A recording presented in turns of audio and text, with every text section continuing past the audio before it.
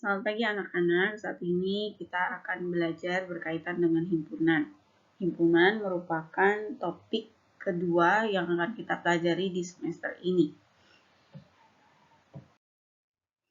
Dalam mempelajari himpunan, kita akan melakukan beberapa kali pertemuan dan agenda pertemuan pertama di hari ini 13 September 2021. Yang pertama kita akan belajar menyatakan masalah sehari-hari dalam bentuk himpunan dan mendata anggotanya. Kita juga akan menyebutkan anggota dan bukan anggota, menyajikan himpunan dengan menyebutkan anggotanya, menyajikan himpunan dengan menuliskan sifat yang dimilikinya, serta menyajikan himpunan dengan notasi pembentuk himpunan. Sebelum kita mempelajari lebih jauh berkaitan dengan himpunan, alangkah lebih baik bila kita memahami terlebih dahulu konsep himpunan. Nah, dalam kehidupan sehari-hari, kata himpunan itu biasa disamakan dengan kumpulan, kelompok, grup, atau gerombolan. Tapi bagaimana sih sebenarnya konsep himpunan pada matematika? Nah, kita bisa mengamati dengan panduan yang ada di buku paket halaman 113 sampai 114. Ibu hanya mengambil salah satu contohnya. Yang pertama, kumpulan nama kota di Indonesia yang diawali dengan huruf S. Yang kedua, kumpulan kota-kota besar di Indonesia. Nah, dari dua contoh di atas, menurut kalian, manakah yang dapat kamu daftarkan anggotanya? Apakah A, kumpulan nama kota di Indonesia yang diawali dengan huruf S, atau yang B, kumpulan kota-kota besar di Indonesia? Coba dipikirkan sejenak, kira-kira yang mana yang bisa kita daftarkan anggotanya. Ya, mari kita lihat jawabannya ya. Untuk kumpulan nama kota di Indonesia yang diawali dengan huruf S, kita bisa mendaftar anggotanya. Ada 4 kota yang Ibu jadikan sebagai contoh. Ada Semarang, Solo, Salatiga, dan Samarinda. Lalu bagaimana dengan kumpulan kota-kota besar di Indonesia? Adakah yang bisa mendaftarkan anggotanya? Secara jujur, Ibu tidak bisa mendaftarkan anggotanya. Mengapa Ibu tidak bisa mendaftarkan anggotanya? Karena kita kurang bisa mendefinisikan kota-kota besar. Kalau dibilang kota-kota besar, batasan besarnya itu seberapa? Nanti ada yang bilang Makassar sudah besar, ternyata ada kota lain yang lebih besar. Nah, karena kita tidak bisa dengan pasti mengukur atau batasan yang dikatakan di sini kota besar itu tidak tampak dengan jelas batasannya, maka kita tidak bisa mendaftarkan anggotanya. Ibu ulangi sekali lagi. Pada bagian B, kumpulan kota-kota besar di Indonesia, kita tidak bisa mendaftarkan anggotanya karena definisinya kurang jelas. Jadi objek-objeknya kita tidak bisa daftarkan. Jadi dari dua contoh di atas, kumpulan nama kota di Indonesia yang diawali dengan huruf S lah yang dapat kita daftarkan anggotanya. Karena kita bisa mendaftarkan anggotanya, maka yang bagian A kita sebut sebagai himpunan. Lalu bagaimana dengan bagian B? Ketika kita tidak bisa mendaftarkan anggotanya karena definisinya kurang jelas dan kita tidak bisa mengukur atau batasannya kurang jelas, maka yang bagian B kita sebut sebagai bukan himpunan. Nah, lalu bagaimana dengan ini? Apakah Palu, Makassar, dan Kediri termasuk anggota dari kumpulan nama kota di Indonesia yang diawali dengan huruf S? Tentu saja tidak ya. Mengapa tidak? Karena kota Palu diawali dengan huruf P. Jadi dia bukan anggota dari himpunan A. Makassar diawali dengan huruf M. Maka Makassar juga bukan anggotanya. Dan yang terakhir ini Kediri. Kediri diawali dengan huruf K. Maka Kediri juga bukan anggota dari kota yang berhuruf S. Jika anak-anak meluangkan waktu untuk membaca lebih detail pada halaman 113 sampai 116, pada akhirnya kita bisa menyimpulkan yang namanya himpunan itu merupakan suatu kumpulan objek, tapi tidak boleh berhenti sampai di situ. Mengapa? Ada syaratnya lagi.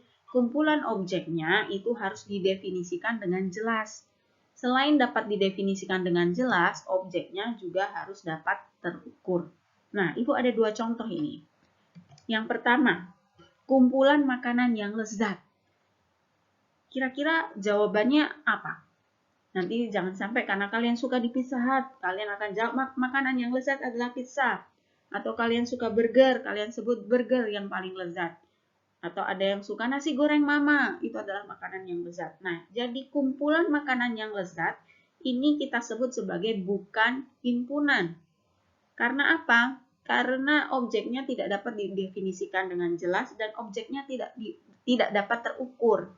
Lezat menurut ibu belum tentu lezat menurut anak-anak. Begitu juga, apa yang anak-anak sebut sebagai lezat belum tentu ibu bilang itu sebagai lezat. Nah, kalau yang bagian kedua ini ada contoh. Ibu buat kumpulan makanan yang berkuah. Bisakah kalian memberikan contohnya? Ibu yakin bisa. Mungkin salah satu makanan yang akan Ibu sebutkan setelah ini adalah makanan favorit kalian. Ya, sama. Ibu juga menjadikan makanan ini favorit.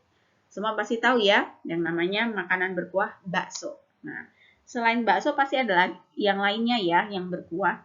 Ada mie ayam, lalu apa? Yang terkenal di Makassar, dia terbuat bahan utamanya itu dari daging sapi. Semua pasti mengenalnya ya. Ya, makanan yang berkuah selain bakso, mie ayam, itu ada juga soto Makassar.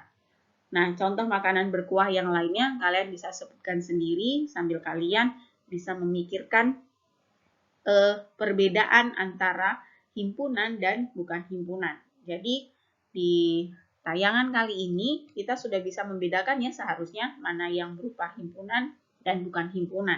Semua yang dikatakan himpunan pasti objeknya dapat didefinisikan dengan jelas dan objeknya itu terukur. Setelah kita memahami konsep himpunan, kita akan belajar menyajikan himpunan. Akan lebih jelas dan detail, anak-anak bisa membuka di buku paket kalian halaman 117 sampai 120. Ada 3 cara menyajikan himpunan. Yang pertama, menyebutkan anggotanya atau enumerasi. Yang kedua, menuliskan sifat yang dimiliki anggotanya. Dan yang ketiga, kita menuliskan notasi pembentuk himpunannya. Dalam materi menyajikan himpunan, Ibu hanya memberikan 3 contohnya. Untuk yang pertama, menyajikan himpunan dengan mendaftarkan anggotanya, anak-anak juga bisa melihat di halaman 117. Ibu memberikan contoh seperti ini. Jika P itu adalah suatu himpunan, anggotanya di sini adalah ayam, bebek, angsa. Jadi, dalam penulisan himpunan, kita menuliskannya seperti yang ada pada layar ya. Jadi kita tuliskan misalkan himpunan itu kita sebut dengan P. P anggotanya ada di dalam kurung kurawal ini, Ibu menuliskan ayam, bebek, angsa. Jadi ayam, bebek, angsa adalah anggota dari himpunan P. Nah, selain menuliskan atau menyajikan himpunan dengan mendaftarkan anggotanya, untuk nomor 1, ternyata Ibu juga bisa menuliskan sifat yang dimiliki anggotanya. Jika anak-anak perhatikan, ayam, bebek, dan angsa itu memiliki sifat yang sama, yaitu mereka binatang-binatang ini sama-sama berkaki 2. Jadi Ibu bisa menuliskan sifat yang dimiliki anggotanya dengan menuliskan P adalah himpunan binatang yang berkaki 2. Ya. Karena misalkan anak-anak tahu kalau ayam, bebek, angsa itu termasuk anggota burung atau unggas dalam pelajaran IPA, mungkin kalian sudah mempelajarinya bahwa ayam, bebek, dan angsa merupakan anggota dari unggas. Anak-anak juga bisa menuliskan bahwa P adalah himpunan binatang yang tergolong unggas. Bisa seperti itu. Lalu bagaimana dengan menuliskan notasi pembentuk himpunannya? Untuk himpunan yang seperti ini, kita tidak dapat menuliskan himpunan tersebut dengan menuliskan notasi pembentuk himpunannya. Berbeda dengan nomor 2 dan 3, karena berupa angka, kita bisa menyajikan himpunan tersebut dengan menuliskan notasi pembentuk himpunannya. Akan lebih jelasnya, untuk nomor 2, kita untuk menuliskan notasi pembentuk himpunannya, Kita bisa mempelajari dengan lebih detail pada halaman 118. Ya, Ibu berikan contohnya, jika ada suatu himpunan, kita beri nama Q, anggotanya adalah 1, 3, 5, 7. Jika anak-anak memperhatikan 1, 3, 5, dan 7 itu merupakan bilangan ganjil atau genap. Ya, betul sekali. Itu adalah bilangan ganjil. Karena kita tahu bahwa ini merupakan bilangan ganjil, kita bisa menuliskan sifat yang dimiliki anggotanya. Kita bisa menuliskan bahwa Q merupakan himpunan bilangan asli ganjil yang kurang dari 10. Anak-anak tentu masih ingat ya, anggota bilangan asli itu dimulai dari bilangan 1, 2, 3, dan seterusnya. Karena 1, 3, 5, 7 merupakan bilangan ganjil, maka kita bisa menuliskan himpunan Q sesuai sifat yang dimiliki anggotanya. Q adalah himpunan bilangan asli ganjil yang kurang dari 10.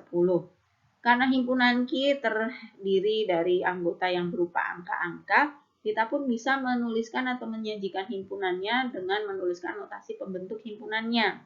Kita bisa menuliskan seperti ini ya. Kita membacanya, himpunan Q beranggotakan X, di mana X lebih dari 0 tetapi kurang dari 10, di mana X adalah elemen bilangan ganjil. Nah, untuk lebih jelasnya, sekali lagi untuk lebih jelasnya anak-anak bisa membaca dan memahami dari buku paket halaman 118 sampai 119. Contoh yang kedua berkaitan dengan menuliskan notasi pembentuk himpunannya. Ada himpunan R, di mana X lebih dari 0, kurang dari 10, dan X elemen bilangan asli. Nah, untuk lebih mudah kita bisa menuju ke kolom bagian tengah, yaitu menyajikan himpunan dengan menuliskan sifat yang dimiliki anggotanya. Nah, ternyata yang tertera di kolom sebelah kanan, paling kanan ini, bisa kita tuliskan menjadi R adalah himpunan bilangan asli yang kurang dari 10. Supaya bisa lebih jelas, maka kita bisa mendaftarkan anggotanya, di mana R himpunan yang beranggotakan 1, 2, 3, 4, 5, 6, 7, 8, dan 9. Karena dari angka 1 sampai 9 itu merupakan bilangan asli dan kurang dari 10. Ya, materi yang akan kita pelajari hari ini sampai sebatas ini, dan sekarang waktunya kita menalar. Ada dua pertanyaan yang Ibu berikan kepada anak-anak. Yang pertama, apakah bedanya antara himpunan dan bukan himpunan? Silakan anak-anak coba jelaskan. Dan yang kedua, apakah semua himpunan dapat disajikan dengan ketiga cara tersebut di atas? Mengapa? Ya, setelah anak-anak menyimak penjelasan Ibu dari awal hingga akhir, Ibu berharap kalian bisa menjawab pertanyaan penalaran pada slide sebelumnya. Jangan lupa setelah kalian menemukan jawaban dua pertanyaan tadi, kalian bisa kumpulkan jawabannya di Google Classroom. Terima kasih, Tuhan Yesus memberkati.